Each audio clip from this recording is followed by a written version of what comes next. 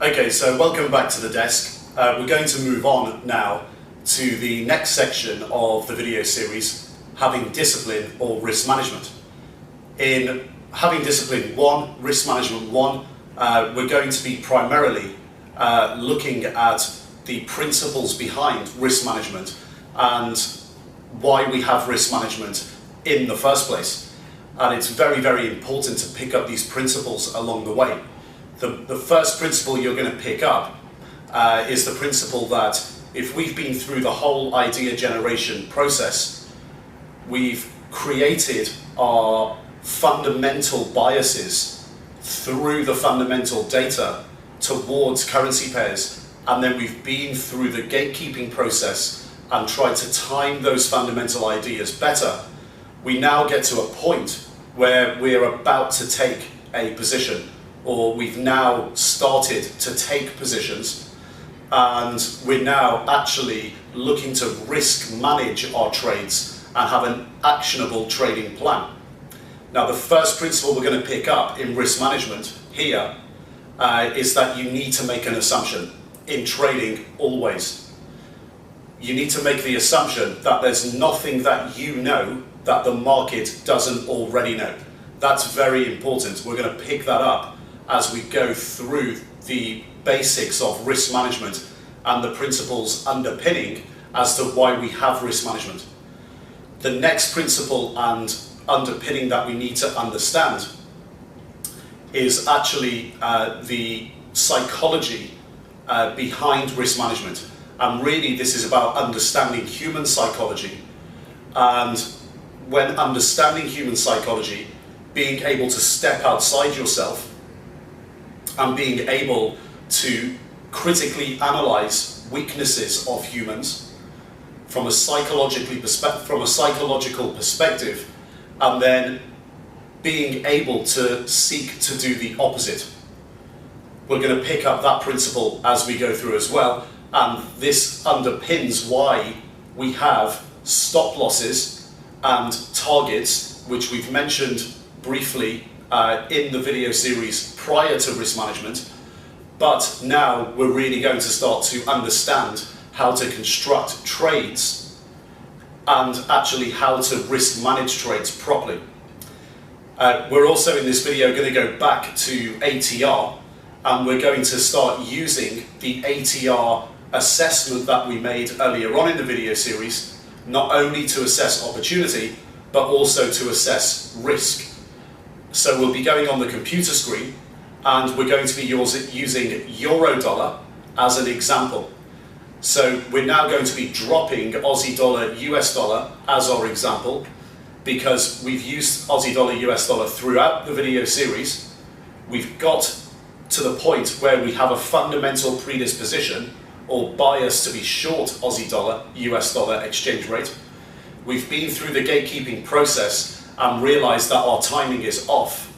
So we're now going to sit back and wait for opportunities for Aussie dollar, US dollar to short into a rally. So that served as a great example to this point.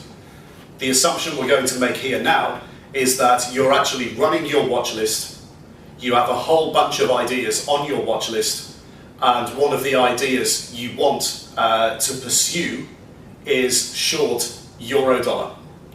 So now we're going to drop the Aussie dollar, US dollar as an example, and use euro dollar, US dollar as an example, as we've got to this point, it's on our watch list, and we actually want to go ahead and short it.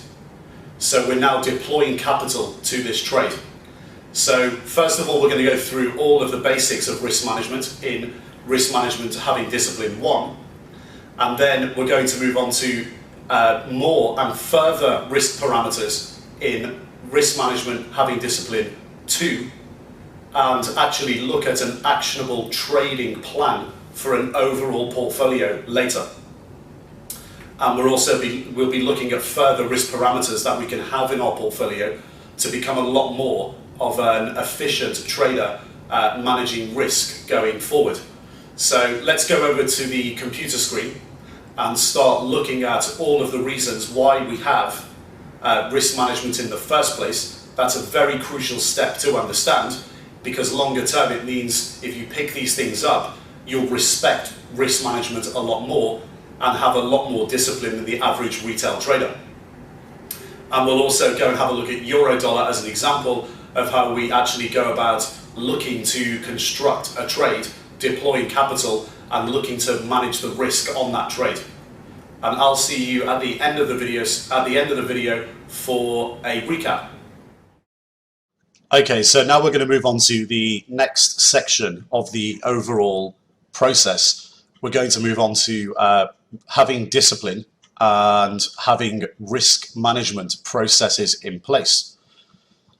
So before we actually move on to an example of risk management application to currency trades, it's really important to understand why we have these risk management practices in the first place. Now, you have to understand that risk management practices are not an accident. You know, we don't apply risk management to our portfolios for no reason. They're not processes that people just dream out of thin air. They have a real rooting in psychology. And in order to really understand risk management, what we have to first really understand is trading psychology and getting our trading psychology sharp and correct. So, as a reminder, where does this fit into the overall process? Well, our main phase here was our idea generation phase. This is how we come up with trade ideas that are to come or to become potential trades, as in potential real positions. Then we have our gatekeeping process, which is our commitment of traders reports, technical analysis and price action indicators to essentially cleanse our ideas and have a process to stop ourselves doing something stupid in terms of deploying capital to our ideas. Now, if we make the assumption here that we've generated a whole bunch of ideas that are to become potential trades, so a whole bunch of currency pair ideas and to go long or short the currency pairs, we've been through the gatekeeping process and we now think that everything lines up in terms of our fundamental idea plus our timing to get into the trade. We're now going to deploy capital and we're going to end up with a real position in our portfolio, in our retail trader accounts. So what we're going to look at here, first of all, is the having discipline section, where we'll be looking at trading psychology, why we have risk management principles or risk management practices in place within our trading accounts, and looking at how we actually apply it with some of the resources that we've had previously in the video series. So this will be having discipline 1, risk management 1. Then we're going to move on to applying some sensible, common sense risk management practices to our overall portfolio. And then later we'll be going on to working out our self-awareness statistics as traders. So in the overall process, this is where risk management or having discipline fits in. It comes in when we actually have deployed capital and we have real live positions. Now, in the PTM video series, we specifically looked at risk management examples in stocks. So how you manage the risk of a stock-only portfolio.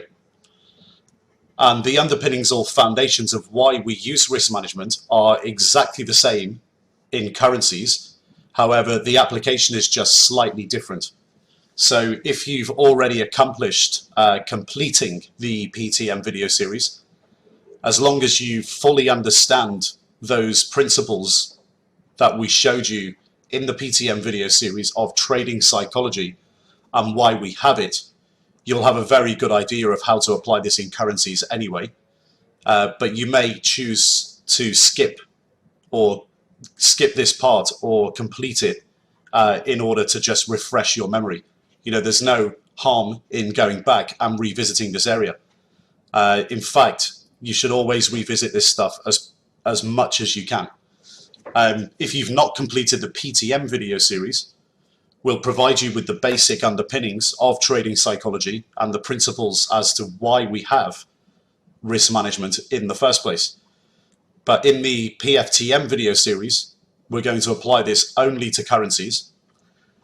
If you want to understand the application of trading psychology for other asset classes, so stocks, sectors, so sector ETFs in the stock market, indices, and for real life examples on how trading psychology applies to all areas of your life, so career, business, relationships, family, etc. This is only covered in the PTM video series, and it's not going to be covered in the PFTM video series. So in the PTM video series, we'll give you a much wider application of risk management, but in the PFTM video series, we're going to be only concentrating on currencies, but having exactly the same principles underlying the theory behind trading psychology. And in the PTM video series, the overall application has improved a lot of guys' lives. So people who have come through the Institute, it's definitely strongly recommended if you can get yourself on the PTM course. If you're specifically only interested in learning the basics of trading psychology and applying that only to currencies, then the PFTM will cover that. But if you want to apply this to a much wider remit, then strongly recommended that you take the PTM video series as well. So let's get started on risk management. And there's a little secret that you need to know, which is there is nothing you know that the market doesn't already know. Now that's a very strong statement to make. And it's one of the main reasons why we have risk management practices in the first place. So even if you've been through the whole idea generation phase and the gatekeeping process, and this all lines up and you're ready to take a position, this is an assumption that you need to make, and you need to manage risk and also the opportunity in order to make sure that you're not entering trades where your idea and the timing looks good, but you don't do anything if positions go wrong and positions even go right. Because there's no doubt about it, you're going to have volatility in your positions and your overall portfolio.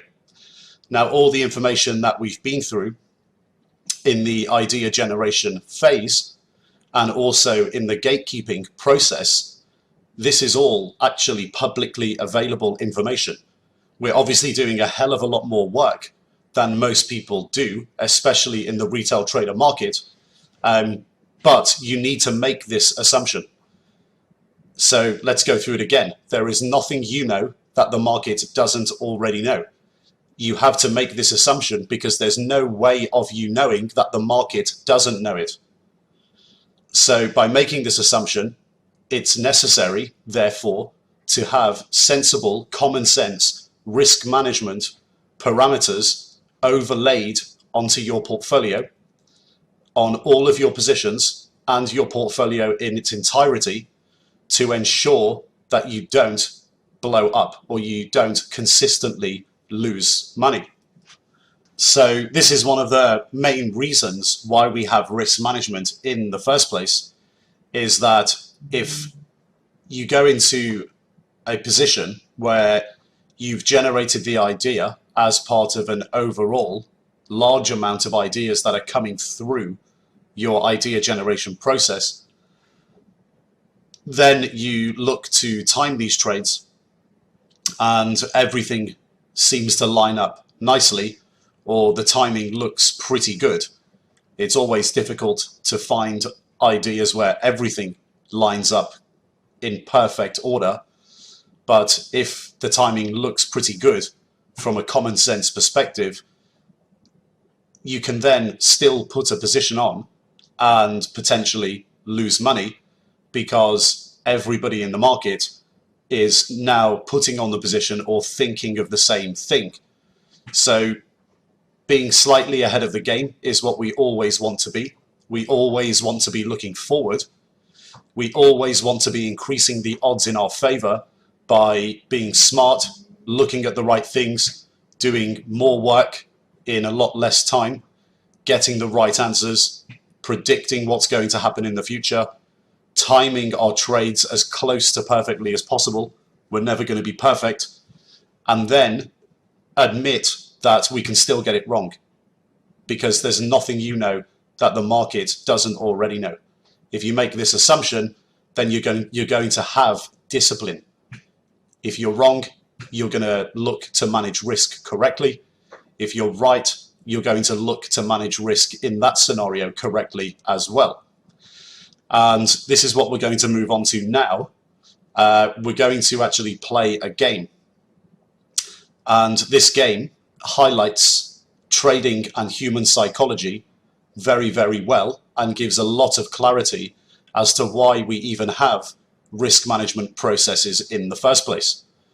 So let's start this game and see how we get on. So what we're going to be doing is we're going to be trading marbles. So you'll see in front of you 2 boxes, and in this scenario you are getting paid. So what you're doing is you're actually trading marbles against me, and in this scenario you're getting paid. So if you win the game, I have to pay you. If you lose the game, you have to pay me. But in this scenario, you can only get paid. You're winning. So what you'll see in front of you is 2 boxes, box A and box B. In box A, there's 3 blue marbles and 1 red marble. So 4 marbles in total. In box B, there's 1 marble, and that marble is green. Now, you've got to put your hand in the box to pick the marble. You only get 1 shot in this game. So you're allowed to pick from either box and pick 1 marble. So if you put your hand in box A and you pull a blue marble, I have to pay you £1,000. If you put your hand in box A and pull a red marble, so the only red marble that's in the box, if you pull the red marble, I pay you nothing. If you put your hand in box B, if you choose to do that, well, there's only 1 marble there, so you'll have a feel around in the box and you'll pull out the green marble. If you pull out the green marble, so if you put your hand in box B, I have to pay you £700. So think about this for a moment. You only get 1 shot. Which box do you put your hand in? Box A or box B? I'll give you a minute to think about it.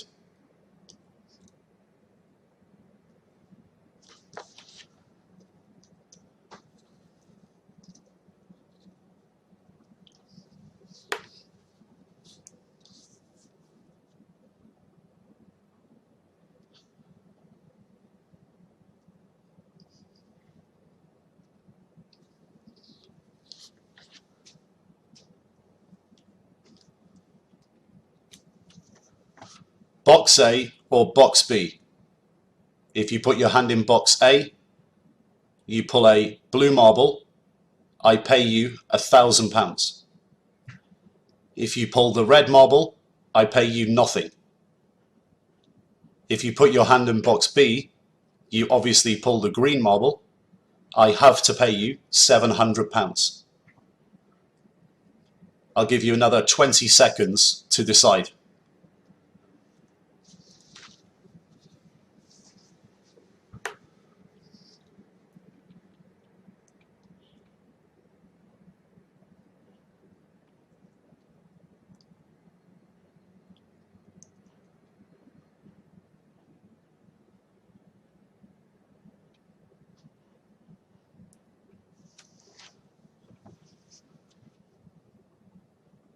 Okay, so have you made your decision? Have you put your hand in box A or have you put your hand in box B?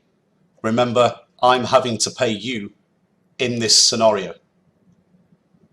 Write it down on a piece of paper.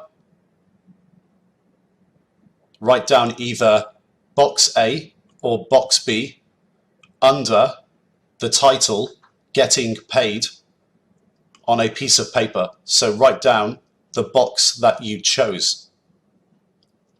So Getting Paid, and then underneath write A or B. Box A or box B. Write down your choice on the paper. Okay, done that? Perfect. Now let's move on to the next scenario. In the next scenario, scenario 2, this is called paying out. So in the scenario, paying out, the roles are reversed in that you are now paying me. So you still have to put your hand inside one of the boxes, but now you are paying me. So if you put your hand in box A and you pull a blue marble, you have to pay me £1,000. If you put your hand in box A and you take out the red marble, you pay me nothing. If you choose to put your hand in box B, well, there's only one marble in there, the green marble. If you put your hand in box B, you will pull the green marble and you'll have to pay me £700. So paying out, you are paying me, but now you're still putting your hand in the box. So it's not me putting my hand in the box. You're still doing it and you're paying me. So you pull a blue in box A, you pay to me £1,000. If you pull a red from box A, you pay me nothing. If you put your hand in B, you have to pay me £700. Which box do you choose? Grab your pen and paper. I'll give you 30 seconds. Write down scenario 2, paying out, and then underneath the title, write box A or box B. I'll give you 30 seconds to make your decision from now.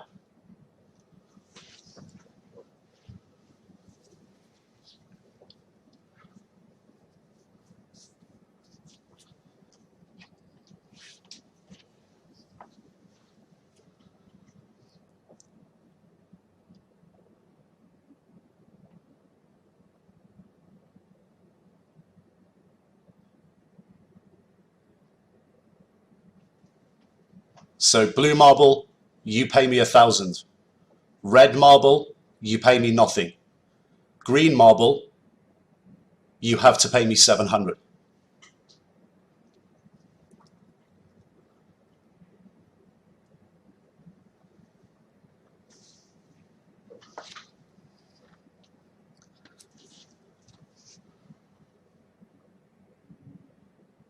Okay, so hopefully by now you've got your answer to scenario 2, paying out. So we looked at two scenarios: getting paid, when you get paid, so I have to pay you, And the second scenario, paying out, where you still put your hand in the box, but the outcome is you're paying me. Let's go through the psychology of what we just did there. So in scenario one, have a look at your paper, have a look at what you wrote down. In scenario one, the outcome was you were getting paid. So we can classify this as you facing a positive outcome numerically. So you're winning the game, you're making money, you get paid. And when we look at the two boxes, what they can be described as in actually both scenarios, because the boxes stay the same, boxes A and B can be described as risk and certainty, respectively. So box A is risk and box B is certainty. And when human beings are faced with a positive outcome, human beings, in the majority of cases, will tend towards certainty. So in the scenario one, getting paid, usually 8 out of 10 respondents would actually tend towards box B, and 2 out of 10 would tend towards box A. So 80% of people will tend towards certainty, and 20% of people will tend towards risk. So 80% of people will choose to pull the green marble from box B because this provides certainty that they're going to get paid 700. Now in trading, this basically means taking profit too quickly. Human beings focus too much on locking in profits. And as traders, what we actually have to do is the opposite. We have to focus on letting our profits run. Now, how from this scenario, how from this situation are we making a profit?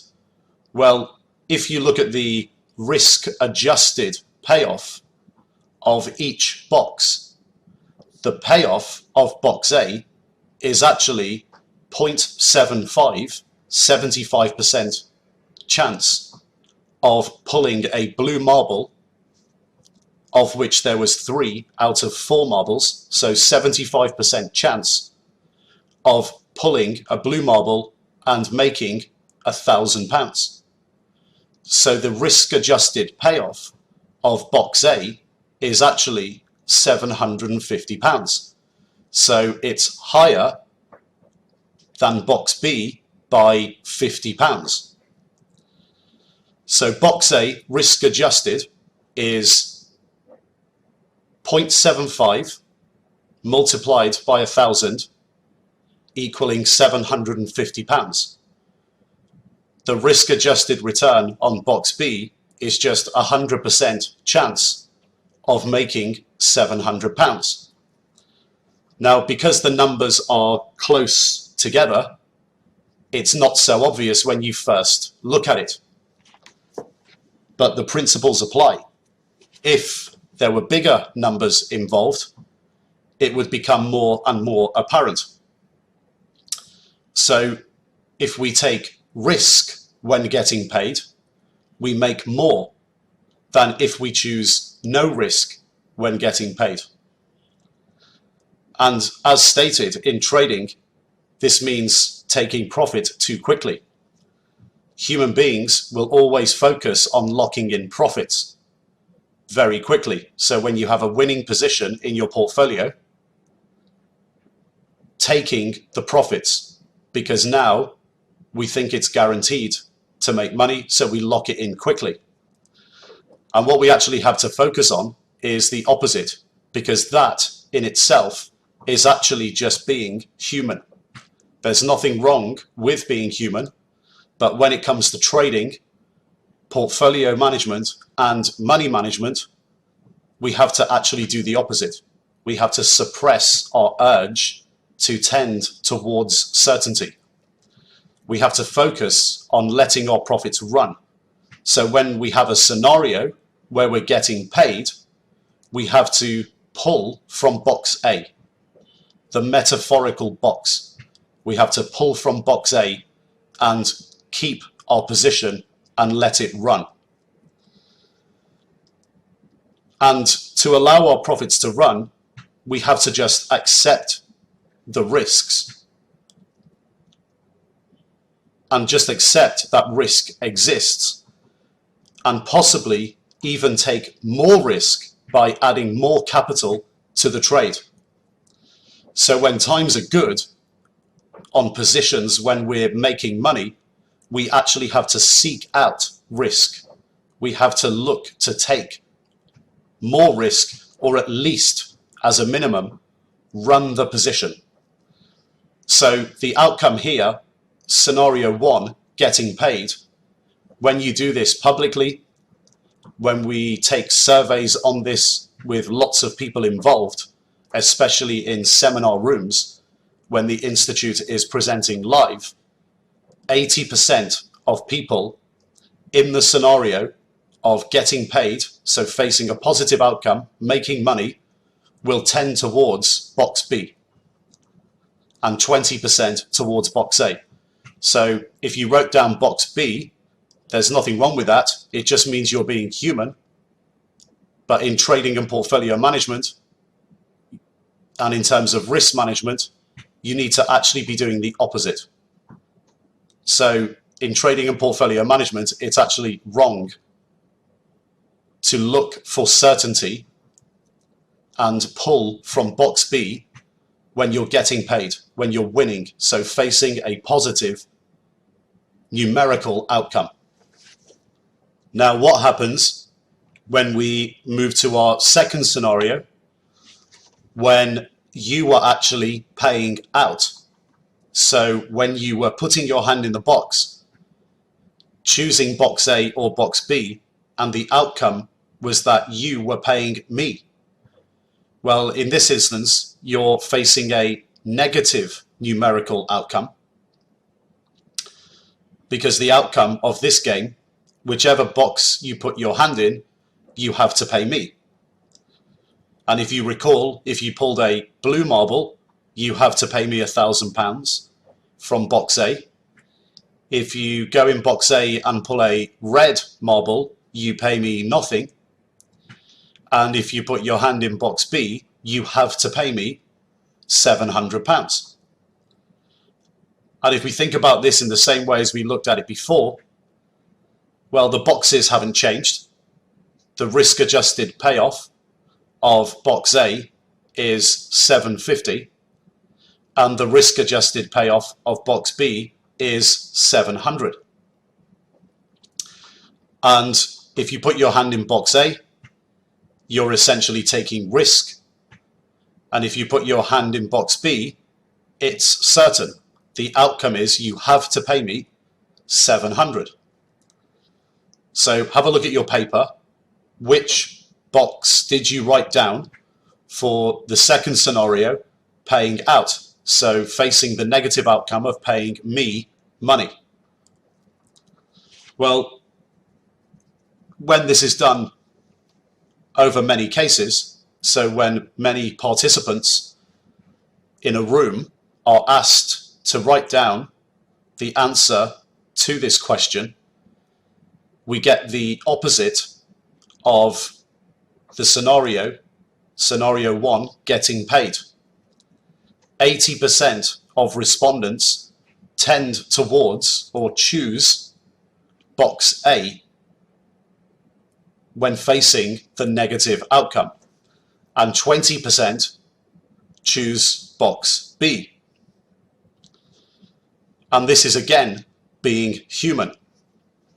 When faced with a negative outcome, human beings tend towards risk-seeking behavior. The vast majority of people will choose box A because there's a chance that they might have to pay me nothing or pay out nothing. But in the overall picture,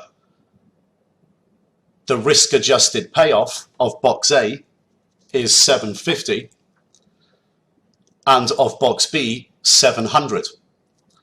So the way to think about this is take a risk and pay me 750 or pay out 750, or pay out a certain amount with certainty. And in trading and portfolio management, in the scenario when you're paying out and facing the negative outcome, in trading, this means holding on to losing positions for too long. So instead of taking a guaranteed loss of £700, as in cutting the position, the natural reaction or instinct is to choose to hold on to the losing position or do nothing and hope that you get out the position for nothing. So we actually have to be doing the opposite again.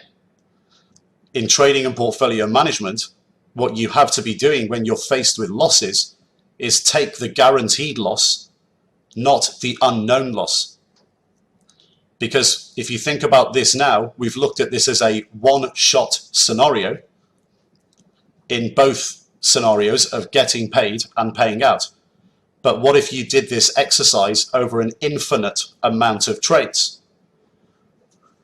Well, if you're getting paid, so you have winning positions, and every time you have a winning position, you pull from box B and you limit your upside on the winning position. And at the same time, when you have losing positions, so you're in the paying out scenario, you choose to pull from box A, then every time you have a winning position, you make 700, and every time you have a losing position, you're likely to be paying out 750. Well, it just means that over time and over an infinite amount of trades, you're never going to make money. In fact, the most likely outcome is you're going to be losing money. But if you do the opposite, so in the scenario where you're getting paid, you seek risk, and the likelihood is you're going to make 750. But when you're paying out, you guarantee that you only lose 700, then the likelihood is you're either going to, over an infinite amount of trades, break even or make money. So when times are bad, when we're paying out and losing money, we pull from box B, we restrict our losses. When we're winning, we pull from box A, we take risk and uncap the upside to our winning positions. We want to make sure we have as much upside as possible, if not infinite upside, on our winning positions, and overall with very little to no risk to the rest of our portfolio. So you can see now how human behavior in getting paid tends towards certainty, and when paying out tends towards risk. What we actually have to do as traders, portfolio managers, is take the opposite approach. And this is exactly why we have risk management parameters and principles in place in our retail trader books or even professional trader books. This is all very basic stuff for professional traders. This is exactly why they have strong risk management principles and parameters in place. Whereas retail traders don't really understand why risk management exists in the first place. And by not understanding it, they sometimes have risk management in place, but by not knowing what it really means behind it, become ill-disciplined and don't manage risk correctly. So this is very, very important to understand.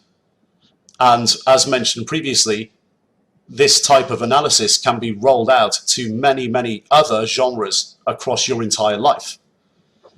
So trading psychology in terms of improving your longer term risk management in your portfolio and improving your returns on your positions and overall in your portfolio can actually be applied right across your life. If you want to know all of that stuff, we go into great detail in the PTM video series. But here we'll be looking only at applying these principles to a currency portfolio. So how do we actually apply this to the Forex currencies market? Well, it's the same as if we applied this to the stock market, the same as if we apply this to commodities, or even the interest rate bond market. The principles all stay the same when trading any asset class in your approach to risk management. The first thing we have to do is always ensure that we use hard stop losses. So what do we mean by stop loss? It means if you go long or short an asset, you put a guaranteed limit order to trade out of the asset if it goes against you. So for example, if you bought an asset at 100 and you entered a limit order to sell your entire position, if the asset traded at 90 and then the asset trades at 90, you trade out automatically. This stops you from being human. What it does is guarantee your downside. So when that order is triggered, you're essentially pulling from box B. It's an insurance policy against you being human. So it guarantees your downside, pulling from box B, when you're paying out to the market. So when you're losing money, it's stopping you from being human and seeking out more risk when you're losing. So the human tendency would be to even buy more at 90 and try to average all the way down and keep losing money and more money as the asset continues to fall. And the same on shorts. If you short an asset at 100 and you enter a hard stop loss to guarantee your downside, where if the asset trades at 108, for example, you trade out automatically. You pull from box B. So when you're paying out to the market and losing money, it guarantees you what your loss is, so you know before you enter the trade what your maximum loss is going to be. So what your tolerance for a loss is, and it stops you from being human. It stops you from seeking out more risk and, for example, shorting more of the asset at 108, then shorting more of the asset at 115 and 120 and 130, and so on and so forth. The first cut is always the cheapest cut. Remember that quote. So entering hard stop loss orders to guarantee your downside, pulling from box B when you're paying out. What about targets? So what about when we're actually winning? Well, in trading and portfolio management, we approach this by using soft targets. What do we mean by soft targets? Well, if you purchase or go long an asset at 100, we don't want to limit our upside and say, for example, at 110, we will trade out automatically. What we want to do is have a target whereby we consider running or adding to our position when the asset gets to that price.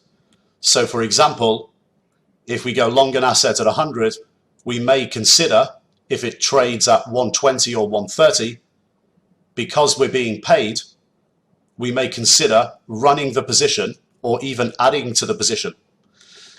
So a soft target is a discipline whereby we may enter an order to buy a little bit more, and this order itself acts as a trigger or reminder to make us think about our real risk in this position. So we may enter a soft target of, say, 120 or 130, and if it actually trades there, so if we're disciplined enough or we're not too busy enough where we can actually know that it's traded there, then we don't have to obviously enter an order. We can enter a reminder into the system where it can basically ping us an email, or it depends on the brokerage platform that you use. You can get a notification on your retail brokerage platform that an asset has traded at a particular price, and then when it gets to our soft target, we consider our risk at that point in time. So what does a soft target do? It reminds us that we've got to a point where we're considering adding to the trade, or at least running it, and we're pulling from box A. So when we're getting paid by the market and making money, it's stopping us from being human. So we don't trade out automatically when we're making profits. We're actually considering the opposite. So how would this look, for example, specifically applied to the currency market? Well, let's use euro dollar, so euro USD as an example, and let's short some theoretically at 130. So if you sell euro dollar at 130 and decide a sensible stop loss is 133, and a good target, a good soft target, is 121, and then euro dollar then goes to 121 within, say, 7 weeks, which is a good time period for that type of volatility. Well, what's actually happened? Well, on paper, you have a mark-to-market profit of 9 big figures. So big points, not pips. And what you do in this situation, in a winning trade, is you must seek more risk, or at least run the position. However, in terms of risk management, the way you apply these principles is to roll your stop loss from 133 down to 124. So you protect your downside on the trade. So what you're doing is moving your stop loss from 133 to 124, because now euro dollar is trading at 121. And you're running the winning trade. But in this situation now, if you get stopped out, your profit is actually 6 big figures. So 130 minus 124. What happens then? Well, basically, if you move your stop loss from 133 down to 124, you've now locked in an almost guaranteed profit. Because if the currency pair, euro dollar, from 121 goes lower, you continue to make money. But if it trades back at 124, you make money anyway. So what you've got now is a free trade. You lock in the potential profit. Now you will have some gap risk, which we'll come onto in a second, but this is the principle you have to stick to. The gap risk is low, it still exists, but it's very unlikely that you're going to get stopped out on the trade above 124. So the other scenario that you might consider in this example is actually adding to your position. So let's say, for example, when euro dollar trades at 121, you double the size of your position. And that means by doubling the amount of notional exposure to the position, you've multiplied that by 2. So your average price on the short will be halfway between the two shorts that you've put on. So the short will be 1 spot 2550. That's going to be the average price that you're short at. So let's say, for example, you shorted 100,000 euro dollar, so one lot at 130. You put your stop loss in at 133, so you'll automatically trade out of that 100,000 if it trades at 133. So pulling from box B if it goes wrong and you're paying out and losing money. Trade out automatically at 133. You apply a soft target of 121. When it trades at 121, you sell another $100,000. So another one lot. And you double the size of your position. So you do that, your average price on 200,000 short is going to be 1 spot 2550.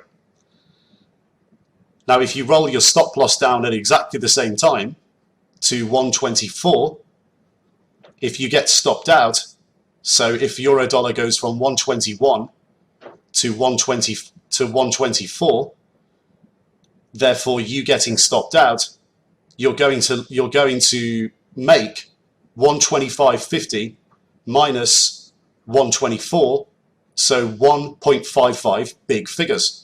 So 1.5 big points, essentially.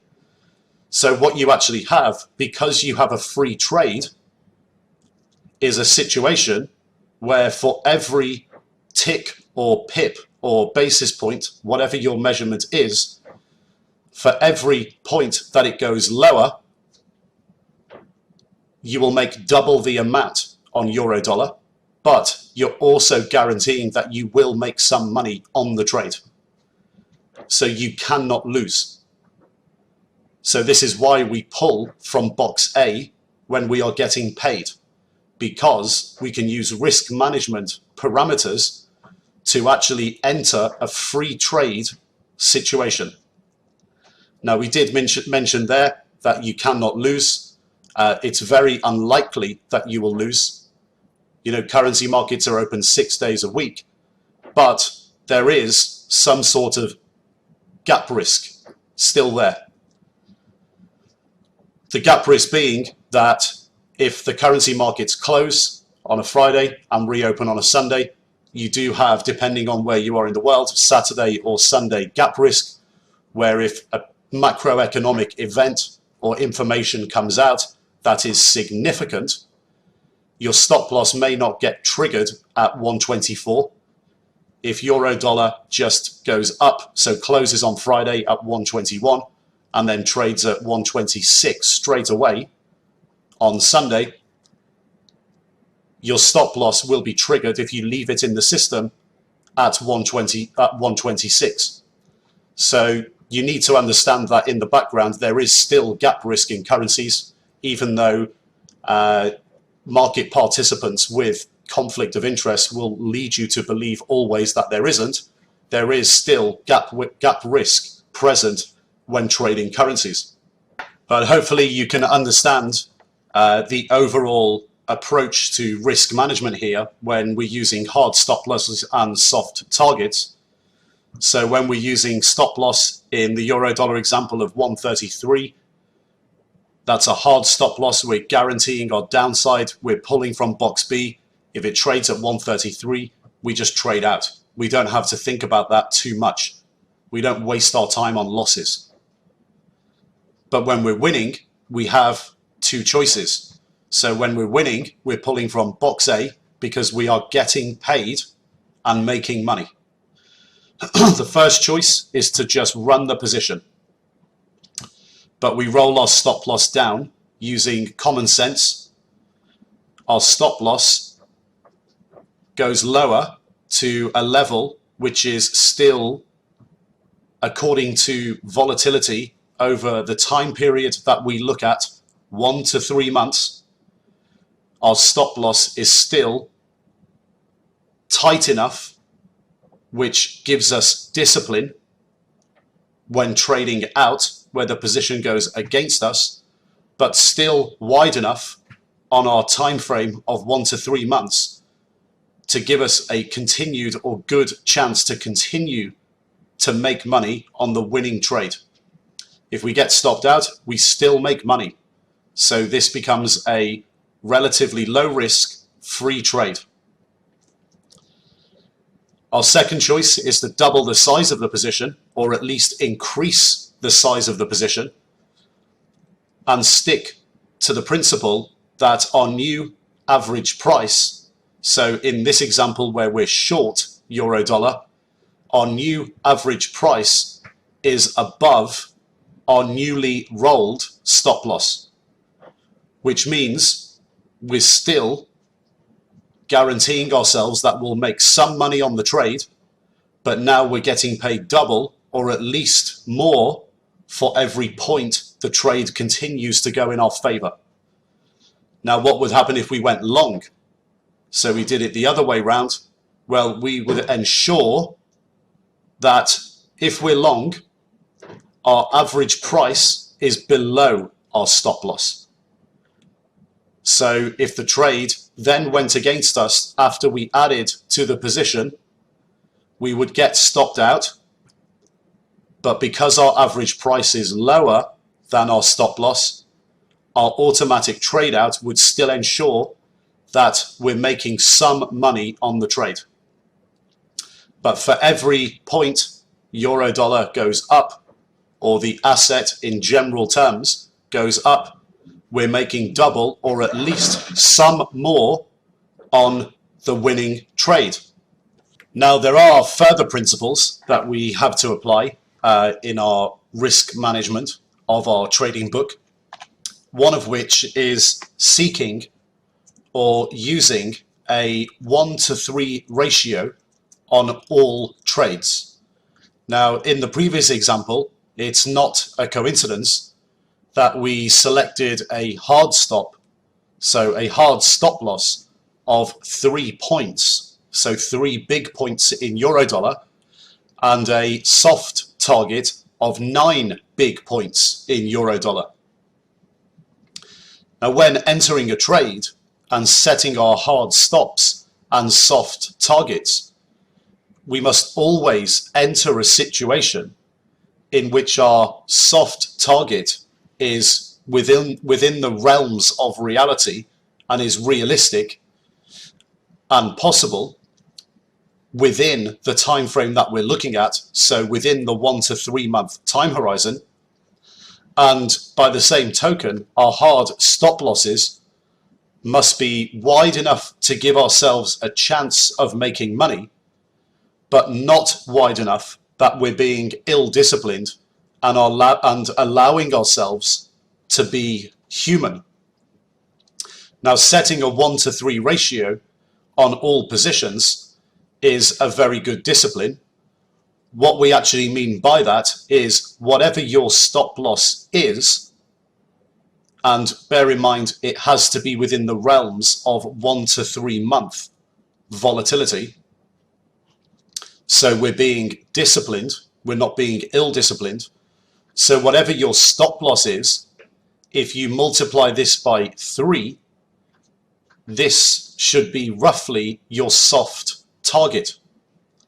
So approximately your soft target should be 3 times greater than your stop loss.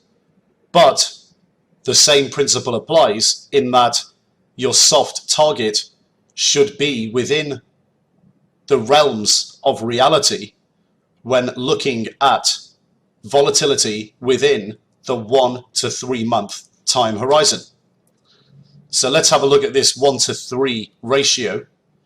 On our previous example, we had euro dollar short at 130 and a 3 big point stop loss and a soft target of 9 points. So a soft target of 121.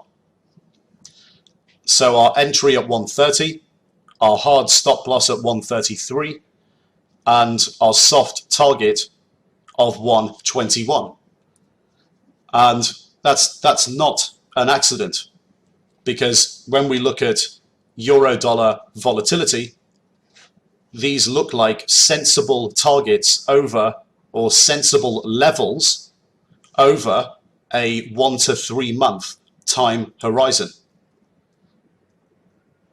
If we first look at the 1 to 3 ratio, the reasons why we do this is because it's simply good discipline, and there's 3 main reasons for doing it.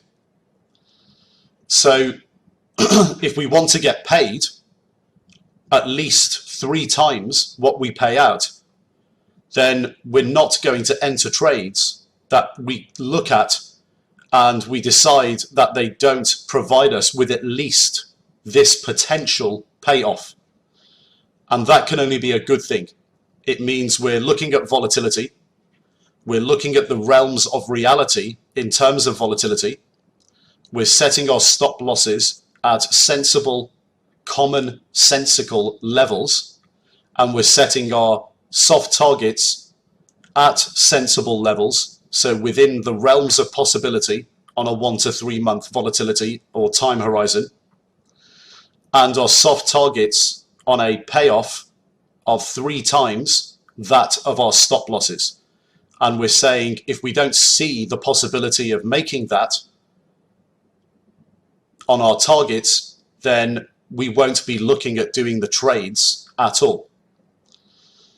Secondly, if we trade out of all our losers at our stops and all of our winners at our targets, so not adding to the position or running to the position if it's winning, if we just trade out at our stops and we trade out at our targets, then on a risk-reward ratio, we only have to get 33% of our trades right. So if 2/3 of our trades go wrong and we get stopped out, but 1/3 of our trades go right and hits our targets, we break even.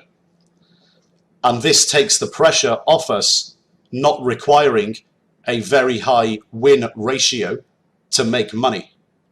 So the percentage of the trades that you win on is your win ratio, and the percentage of your trades that you lose on is your loss ratio. And if we get more than 33% of our trades right when we're trading out at both our stop losses and our targets, we will be making money, which is obviously a good thing, which is our objective. And if we add to our winners, so the third reason as to why setting a 1 to 3 ratio on all positions is a good discipline, is if we add to our winners and then we get paid more, then we can get less than 33% right. So all round, adding a 1 to 3 ratio on all positions is a very good discipline. So we've picked up quite a lot of important principles there. Firstly, obviously picking up the box A, box B principles. So always pulling from box A when getting paid, and always pulling from box B when paying out, and therefore doing the opposite of human nature, in which people always look towards certainty when getting paid off, so looking towards pulling from box B when making money, and looking towards seeking risk when paying out. So when losing money, seeking more risk. We want to be doing the opposite of that. We want to be pulling from box A when getting paid and pulling from box B when paying out. And also picking up the principle here of entering trades that present at least 3 times more upside than potential downside. But how do we actually set our stop losses and targets on currency trades? Well, here we're going to use the Euro USD example as before. When we looked at the previous example, we used points, so big figures, as stop losses and as targets. This was deliberate and for illustrative purposes in order to simplify the concept for you, so you shortcut to its conclusion and understanding. What you'll recall is that in all of our volatility, so opportunities analysis, we measured everything in percentages or base metrics. And it's no different in risk management practices, because we're literally looking at the same data. What matters is the volatility over the time frame that we're looking at. And if you recall, opportunity and risk are literally the same thing. You just can't have one without the other. So we need to take a very common sense approach using our risk management principles. So we set percentage soft targets based on opportunity and hard stop losses based on risk. So we're now going to go back to the spreadsheet that we saw much earlier on in the video series, ATR rankings, and analyze ATR in order to set sensible stop losses and targets and stick to our risk management principles at the same time. So what we're essentially doing here is looking at a theoretical trade that's come through the overall idea generation process. The gatekeeping process has ticked many of the boxes, so our timing looks good. And now we're choosing to enter the trade, take a real position, and we have an overall trading opportunity and risk assessment in order to set our hard stop losses and soft targets. So we essentially have a plan when we're entering the trade, deploying capital, and this position becomes a real position in the portfolio. So if you go to the download section, we have an updated version of the ATR average true range rankings spreadsheet, where we have an example in there for euro dollar. So if you keep your ATR rankings spreadsheets for the tradable set always up to date, you'll be able to access the data and look at the historical volatility assessment, which is backwards looking, obviously, but you'll be able to use this to enable you to pick your stop losses and your targets very sensibly. So let's go over to the spreadsheet, ATR rankings. And if you recall, we had our entire tradable set with our daily, weekly, and monthly rolling ATR numbers. And we had them ranked. And you can see here that our monthly ATR on a 1 year rolling average for euro dollar is just under 3.3%. So if we use the example that we were using earlier, where euro dollar is at 130, and we're not applying a points system, we're applying a percentage system, then we're going to assess on our time frame 1 and 3 month volatility and look at our theoretical soft target and our theoretical stop. So we're going to be referencing the cell here, D25. Now, if we go to this cell here, F25, all we have to do is multiply across by 3 to get our 3 month volatility using our 1 month volatility. So we end up with 9.87%. And we can change this to percentage, and we can change this to 2 decimal places. and we have our 1 month volatility, which we know is around 3.3%. So we can change this to percentages. And all we have to do is take the euro dollar price and work out how many points for a theoretical soft target and theoretical stop loss are required as the parameters for this volatility calculation. So we take the 3 month volatility and multiply it by 1.3. So we have our theoretical soft target number of 12 points, or just under 13 points. Our theoretical stop is simply the 1 month volatility times 1.3, which gives us 4.2, or just under 4.3 points. So when we work out our soft target, we simply minus this number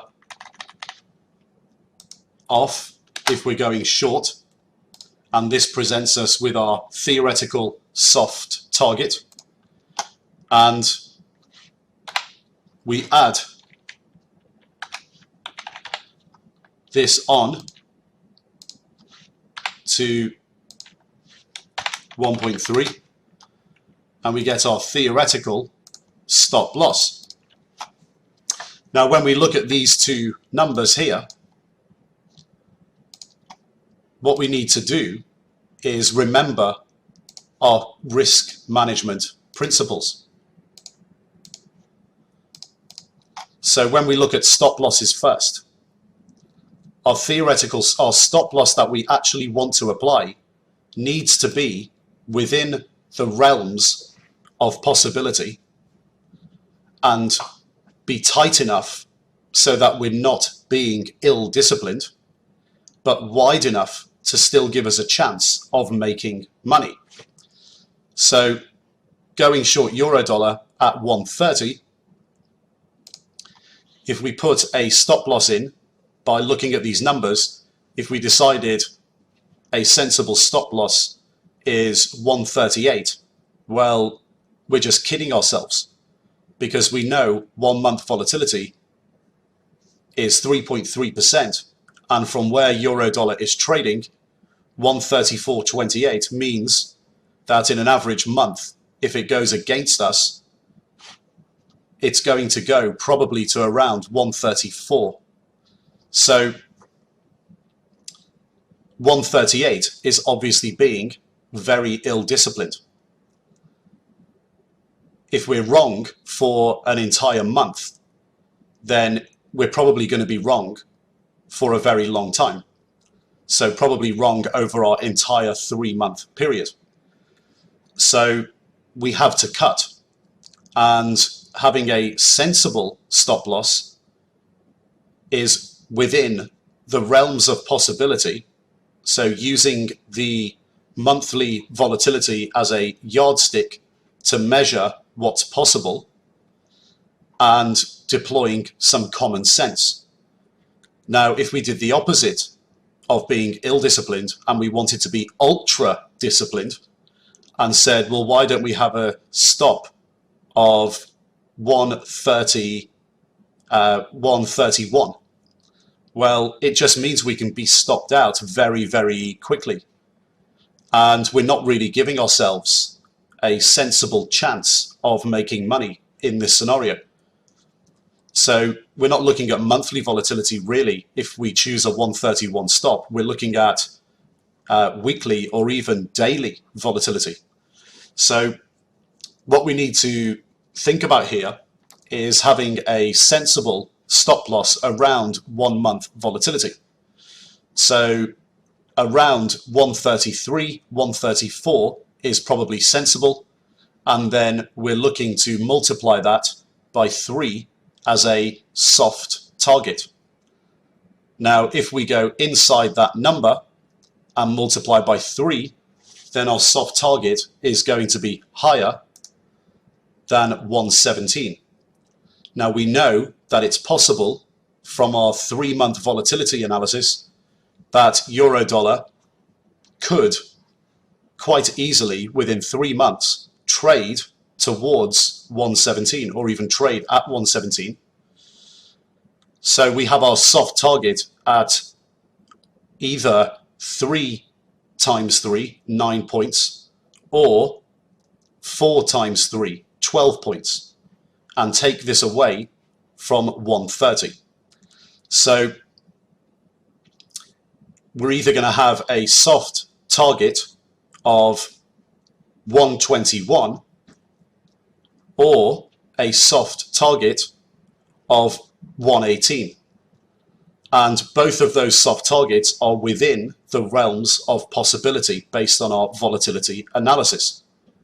Now, one other thing that we could consider doing that we decided or looked at is a good potential strategy when entering trades from a risk management perspective earlier on in the video series is to look at taking a starter position.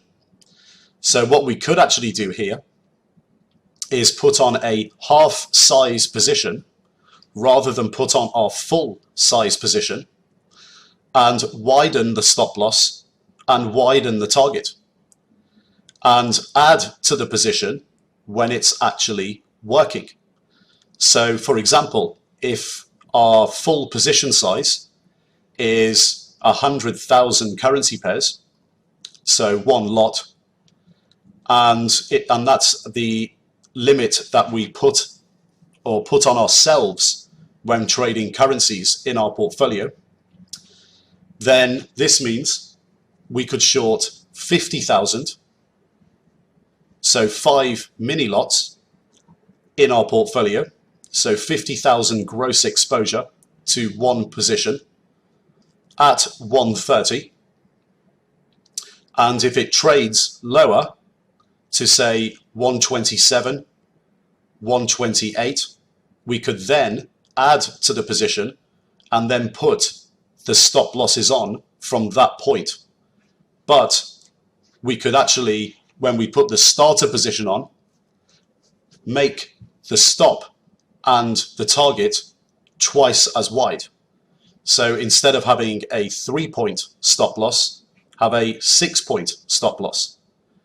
And instead of having a 12-point target, have a 24-point target. However, we know when entering the trade, we're either going to cut it or add to it when it's winning. So we know that a 24-point target is very unrealistic, but we're not at our full position size. So we're in this scenario, we're either going to get stopped out on a starter position, or we're going to be adding to it when it just starts to work in our favor and deploy some common sense. So before we add the other 50% to the position and increase it to a full position size. And then when we do increase it to a full position size, we then look at our 1 month ATR and go through this exercise again and come to the conclusion of what our hard stop loss, our new hard stop loss is going to be, and our new soft target is going to be before we even add to the position and roll our stop loss. Now there's something to cover there as well. If you have a gross exposure limit on one position in a currency pair, which is 100,000 currency pairs or one lot, and the trade becomes what we call a winning trade because it's traded very close to or at your soft target, then when you have these exposure limits, because your trade and you're rolling your stop is becoming a free trade, because you're basically guaranteeing that even if you add to the position, you're going to make money. When you enter that situation, you are actually allowed to break your risk metrics because you basically cannot lose. So you get big and you run the position. When you're in a winning position, you have a lot more choices and your life becomes very easy. So when you're actually just running the position to a point before it gets to your before it gets to your soft target, you don't have a huge amount of choice until the trade is really proving to you that it's working and you're winning and doing really well on the trade. And then you've got enough room to maneuver, to add to the position and create a situation by rolling the stop loss where you have a free trade. So in this example with euro dollar, if you remember from earlier in the presentation, we shorted euro dollar at 130, and when euro dollar went to 121, we then added to the position by increasing or doubling the size of the position, and our average price became 125.50, and we rolled our stop loss to 124, thus ensuring that we would guarantee that we make money on the trade. So we'll make 1.5 points. We're making something, but we're also opening up the possibility that if euro dollar continues to go lower, we actually make double the amount of money for every point or tick or pip or basis point that it does go lower. So overall, in that example, what we're showing is that we've got guaranteed downside on the original trade where we have a stop loss. Our downside is absolutely guaranteed, and we're going to be pulling from box B and make sure our stop loss is triggered and we trade out of the position. If it goes in our favor and reaches our soft target, then we're looking to pull from box A, but sticking to the principle that we don't obviously trade out. We roll our stop loss, and when we roll our stop loss, it's below our new average price, which opens up the possibility of us making even more money, but at the same time guarantees that we trade out and pull from box B if we then begin to enter a situation where the trade is going against us. So as we build out the position, the risk becomes asymmetric. So we end up with a free trade. So overall, you can see how this works now on a 1 to 3 month time frame, rather than looking at very short-term timeframes, coming up with poorly thought out ideas, only looking at things like technical analysis to generate ideas, not deploying a gatekeeping process that's overlaid to an idea generation process, which is fundamentally driven, and then timing is technically driven, and risk management is volatility dependent. You can see how this works now when we do it in a proper overall professional trading systematic process.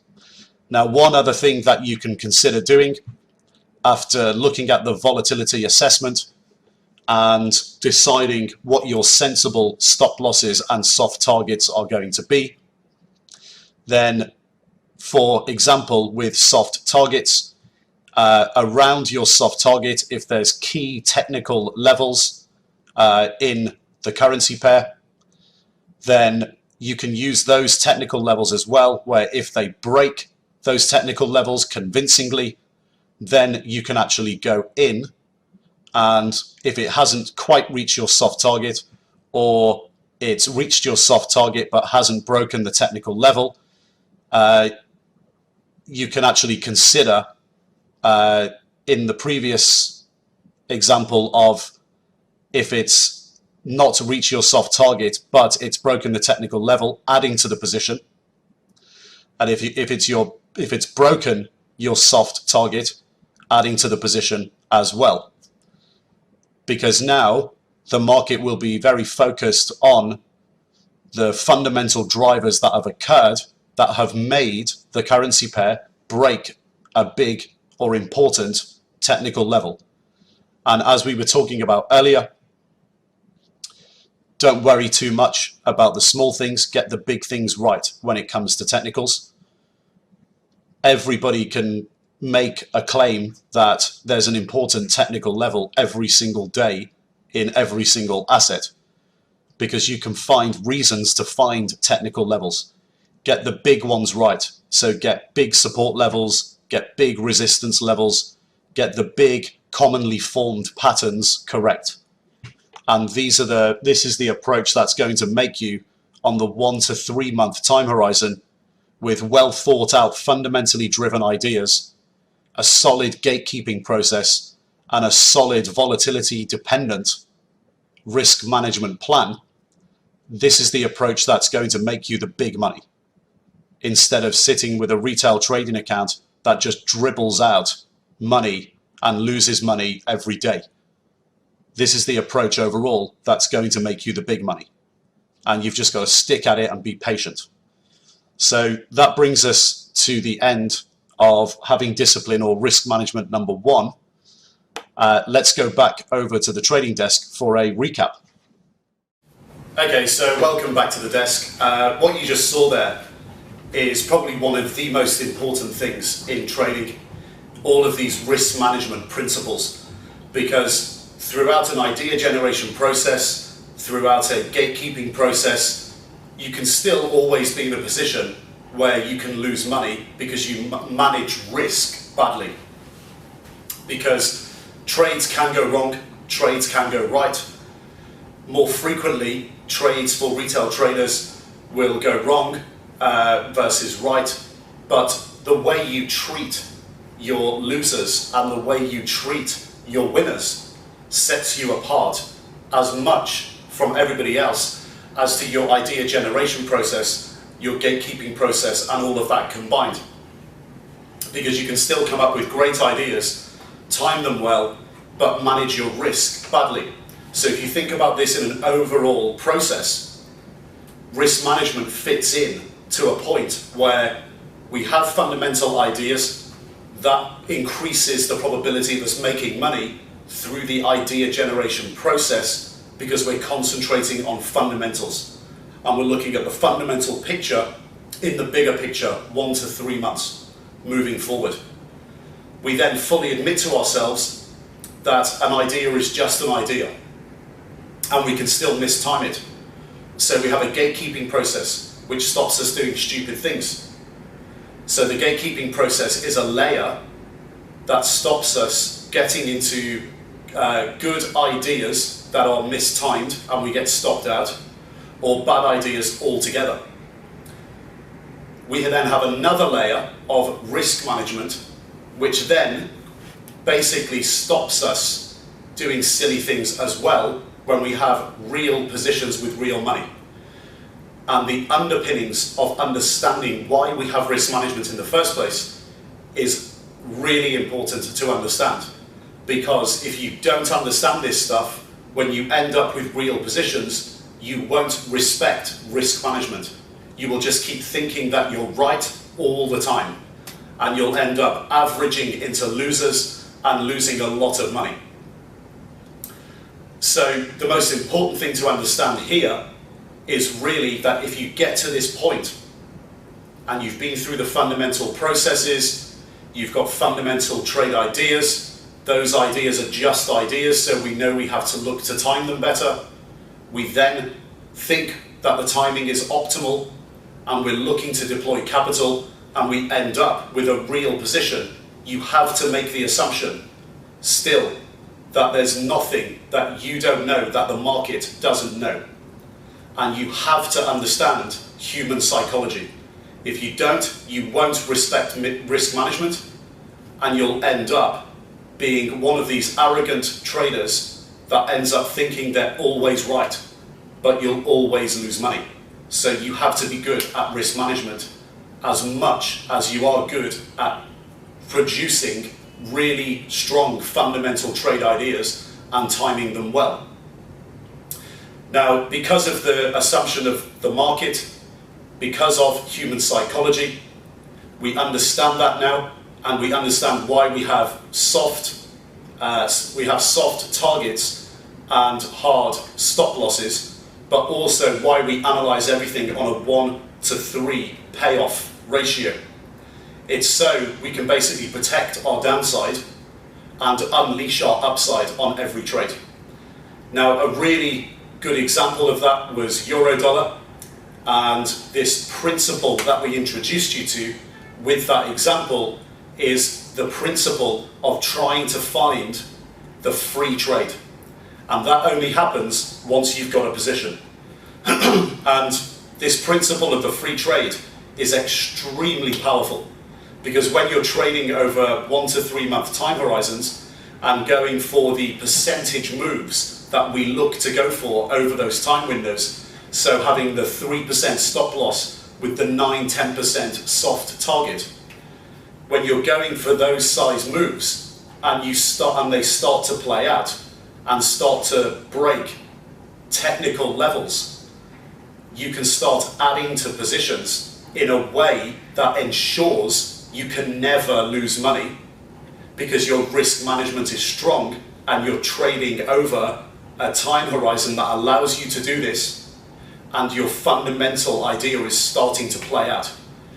And when you add to these positions, rolling your stop in a way that ensures you simply cannot lose money when you've added to the position, but now you're unleashing the upside in profit on the trade and capping the downside to ensure that you're still going to make money.